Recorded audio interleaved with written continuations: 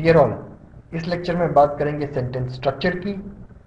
समझेंगे सेंटेंस में किस शब्द का क्या रोल है। कुछ एग्जाम्पल्स के साथ शुरू करते हैं। राहुल फुटबॉल खेल रहा है। मैं 10 बजे सोता हूँ। मेघा खाना पका रही है। पापा कल जाएंगे। वह डॉक्टर है। राहुल भोपाल में रहता है। वह कक्षा 5 का छात्र है। वह फुटबॉल खेलता है। सारे सेंटेंसेस को पढ़कर आप इन सेंटेंसेस के बारे में थोड़ा सोचें, या फिर इन सेंटेंसेस को भी छोड़ें। हम जो भी कुछ बोलते हैं या लिखते हैं, उस वाक्य में जो भी हमने बोला या लिखा है, उसमें हम किसी चीज के बारे में बात कर रहे होते हैं। किसी एक विशेष चीज के बारे में हम कुछ बता रहे होते हैं। वो विशेष चीज क्या कर रही है, या तो हम ये बता रहे होते हैं, या फिर वो विशेष चीज की स्थिति क्या है, किस पोजीशन में है वो विशेष चीज, उसके बारे में हम बात कर रहे होते हैं। जैसे आप देखेंगे राहुल फुटबॉल खेल रहा है, यहां पे हम राहुल के बारे में बात कर रहे हैं। ये हमारा वो विशेष चीज है जिसके बारे में हम बात कर रहे हैं। मैं 10 बजे सोता हूं, यहां पर हम मेरे बारे में कुछ बता रहे हैं। मैं इस वाक्य में, अगर इस वाक्य को हम एक पिक्चर समझ लें, तो मैं इस वाक्य का हीरो हूं, या राहुल यहां पर इस वाक्य का हीरो था। मेघा खाना पका रही है, यहां पे हम मेघा के बारे में कुछ बता रहे हैं, और आप कह सकते हैं मेघा इस वाक्य की हीरोइन है। तो इस शब्द को, जो जिसके ऊपर पूरा वाक्य आधारित होता है, या जिसके ऊपर पूरे वाक्य का ढांचा होता है, वो विषय होता है हमारा, जिसे आप सब्जेक्ट कहते हैं। हिंदी में शायद कर्ता भी कहते हैं उसे हम, कुछ हद तक। तो कर्ता क्या है आपको आगे बताएंगे, कर्ता और विषय, पूरे विषय में क्या अंतर है। लेकिन हाँ, हम इसे विषय कहेंगे जिसके बारे में हम बात कर रहे हैं, जो हमारा सब्जेक्ट है। सो पहला ये इंपॉर्टेंट शब्द है जो हमारे वाक्य में होना जरूरी है। इसके बारे में और जानेंगे आगे। दूसरी जो इंपॉर्टेंट चीज है यहां पर किसी भी वाक्य में, वो क्या होती है? हम इस विषय के बारे में कुछ बता रहे होते हैं। वो विषय क्या काम कर रहा है, या उस विषय की क्या स्थिति है। तो हम उस विषय के काम को बता रहे होते हैं, वो क्या कर रहा है, या उसके बारे में हम कोई जानकारी दे रहे होते हैं, या जैसा कि मैंने कहा, उसकी हम स्थिति को बता रहे होते हैं। तो ये वाले शब्द भी हमें ध्यान में रखने होंगे। विषय पहला इंपॉर्टेंट शब्द है। दूसरा, काम या स्थिति को बताना, जिसे हम क्रिया कहेंगे आगे। इसके अलावा कुछ और शब्द होते हैं जो इस विषय या फिर इस काम या स्थिति के बारे में हमें और जानकारी देते हैं, कुछ एडिशनल इंफॉर्मेशन देते हैं। अभी हम यहीं पे छोड़ते हैं, जब वहां पहुंचेंगे उन अदर वर्ड्स पे, तब उनकी बात हम करेंगे। हम उन्हें इस लेक्चर में अदर वर्ड्स कहने वाले हैं। वो अदर वर्ड्स बहुत सारी चीजें, बहुत सारे रोल प्ले करते हैं एक वाक्य में। वो आपको अदर वर्ड्स वाली स्लाइड में पता चलेगा। आगे देखते हैं सब्जेक्ट या विषय क्या होता है, उसको कैसे पहचानना है। तो इस विषय को हम सब्जेक्ट कहते हैं, और आने वाले क्या कहते हैं लेक्चर्स में और इस कोर्स में हम इसे सब्जेक्ट और एस से संबोधित करेंगे। विषय या जिसके बारे में बात कर रहे हैं उसे इंग्लिश लैंग्वेज में सब्जेक्ट कहते हैं। वही चीज हमने अभी आपको बताई। तो हम इंग्लिश लैंग्वेज के हिसाब से यहाँ पर अपने सेंटेंस स्ट्रक्चर को समझेंगे। तो यहाँ पर राहुल, मैं, मेघा, पापा, वह, इस तरह के जो शब्द थे वो हमारे सब्जेक्ट थे। सब्जेक्ट जो है ये एक शब्द या एक से अधिक शब्द भी हो सकता है। ये सब्जेक्ट जो है हमारा, मतलब कोई वाक्यांश भी हो सकता है। वाक्यांश मतलब जो एक से अधिक शब्दों से मिलकर बना हो, पदवंश। सो यहां पे आप इस सेंटेंस को देखिए, राहुल के पिता अच्छे आदमी हैं। यहां पर जो हमारा सब्जेक्ट होगा वह ये 3 शब्द होंगे। हम राहुल के पिता के बारे में बात कर रहे हैं। हम जिस चीज के बारे में बात करते हैं, जिसके बारे में बात करते हैं, वह हमारा सब्जेक्ट होता है। राहुल के पिता अच्छे आदमी हैं। हम राहुल के पिता के बारे में यहां पे बात कर रहे हैं कि वह जो है अच्छे आदमी हैं। तो सब्जेक्ट हमारा जो है राहुल के पिता बन जाता है। तो ये एक या एक से अधिक शब्द होता है।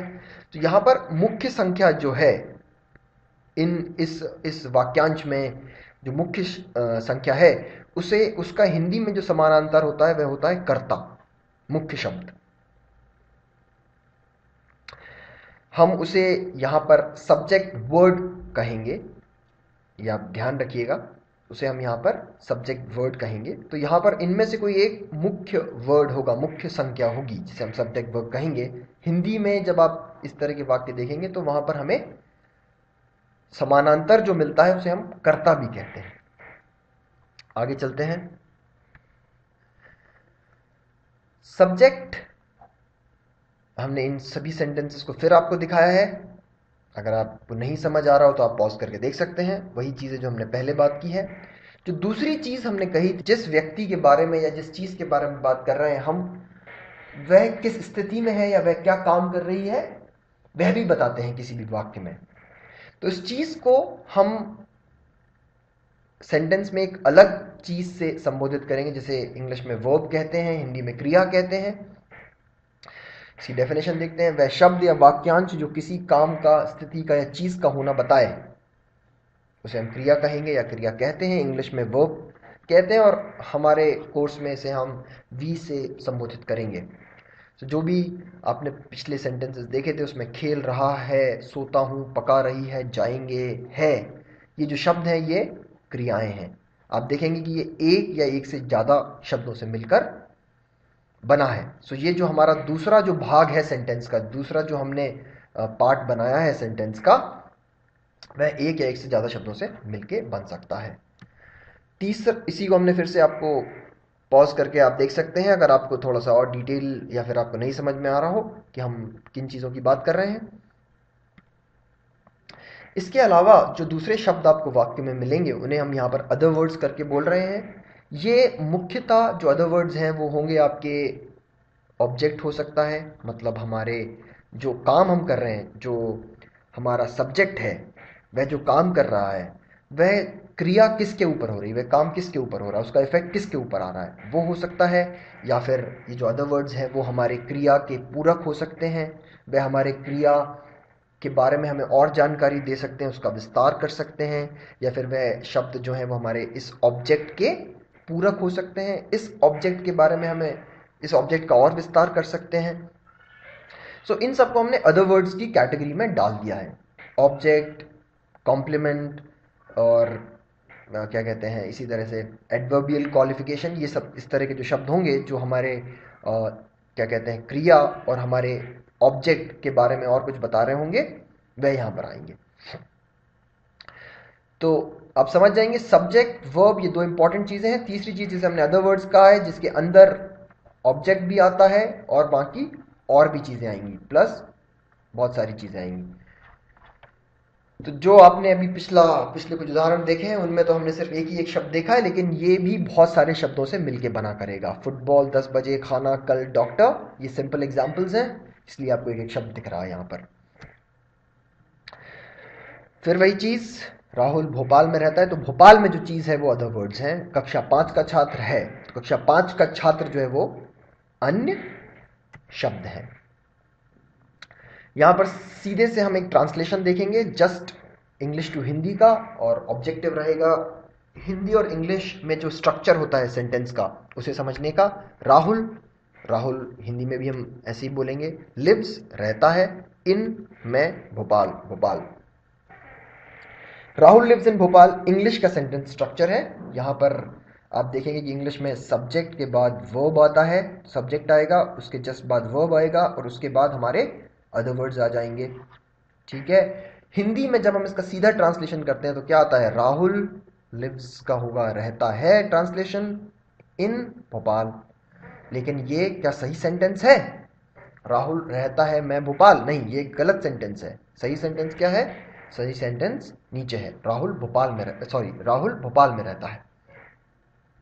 तो यहां पे आप देखेंगे कि राहुल तो राहुल की जगह पे है, जब इंग्लिश से हमने सीधे ट्रांसलेट किया, लेकिन ये भोपाल में जो चीज थी, यहां पर जो अदर वर्ड्स थे इंग्लिश वाले सेंटेंस में, इंग्लिश के स्ट्रक्चर में, वह उल्टे पुल्टे होके क्या कहते हैं, बीच में आ गए हैं। और जो हमारी क्रिया थी, जो हमारा वर्ब था इंग्लिश वाले सेंटेंस स्ट्रक्चर में, वो एंड में आ गया है। तो पहला तो ये समझ लें कि हिंदी में जो ऑर्डर होता है वो ऐसा कुछ होगा नॉर्मली। फिक्स रूल नहीं है कि ऐसा ही होगा, इसके आप आगे देखेंगे कि बहुत सारी जगह पे ये रूल काम नहीं करेगा। ये कोई रूल नहीं है, ये आप एक ऑब्जर्वेशन मान सकते हैं कि ऐसा होता है, ऐसा देखने को मिला गया है इन दोनों भाषाओं में। तो यहाँ पे आप देखेंगे कि राहुल अदर वर्ड्स बीच में आ गए, रह और हमारी जो वर्ब है वो आखिरी में पहुंच गई। तो हिंदी में हमें ये चीज याद रखनी होगी कि हमारा जो विषय है वो सबसे आगे में रहेगा और हमारा जो क्रिया है सबसे आखिरी में रहेगी वाक्य के। ये जो अदर वर्ड्स हैं जो इस सेंटेंस के आखिरी में थे इंग्लिश में, वो हमारे बीच में आ जाएंगे। ये क्या हुआ है उलटफेर, मैं भोपाल, भोपाल में कैसे बन गया है?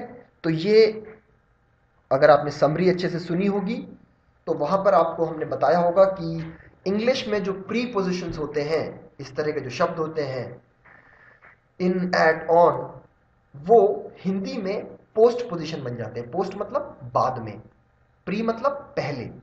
तो ये हमेशा किसी ना किसी संज्ञा के साथ होते हैं। जैसे यहां पे ये क्या है, एक संज्ञा है, एक नाम है, इसको हम एनपी बोलेंगे, नाउन, जो कि प्रीपोजिशन से एसोसिएटेड है, और ये हमारा एक प्रीपोजिशन है। सो इंग्लिश में क्या होता है, वो एनपी आगे आ जाता है और जो प्रीपोजिशन का ट्रांसलेशन होता है वो पोस्ट बन जाता है, मतलब वो बाद में जाता है। ठीक है, तो ऐसा स्ट्रक्चर हो जाता है। तो ये हमने प्रीपोजिशन की क्लास में काफी डिटेल में कवर किया है, आप उसे देख सकते हैं। समरी में भी हमने इसके बारे में काफी बात की थी।